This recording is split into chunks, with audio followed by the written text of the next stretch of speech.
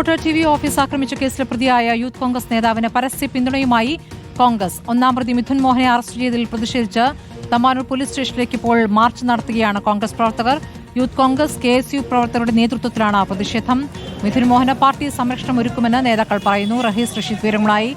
റഹീസ്, ഇപ്പോൾ ആക്രമണം നടന്നു തൃശൂർ ബ്യൂറോയിലേക്ക്. അതിനുശേഷം ഷാഫി പറമ്പിൽ പറഞ്ഞത് അങ്ങനെ ഒരു ആക്രമണം ഉദ്ദേശിക്കുന്നില്ല, പാർട്ടി അങ്ങനെ ഒരു നിലപാടെടുക്കുന്നില്ല എന്നാണ്. അപ്പോൾ ഇപ്പോൾ മിഥുൻ മോഹന് നൽകുന്ന പിന്തുണയെ എങ്ങനെ വേണം മനസ്സിലാക്കാൻ?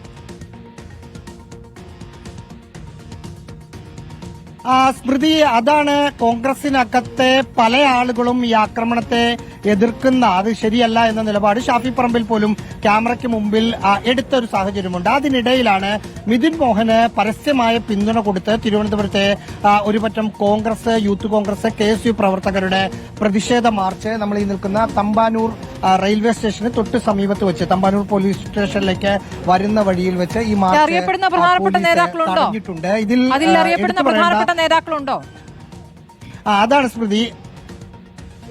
അതാണ് സ്മൃതി എടുത്തു പറയേണ്ട ഒരു പ്രധാനപ്പെട്ട കാര്യം. നമ്മൾ വർഷങ്ങളായി തിരുവനന്തപുരത്ത് ജോലി ചെയ്യുന്നുണ്ട്.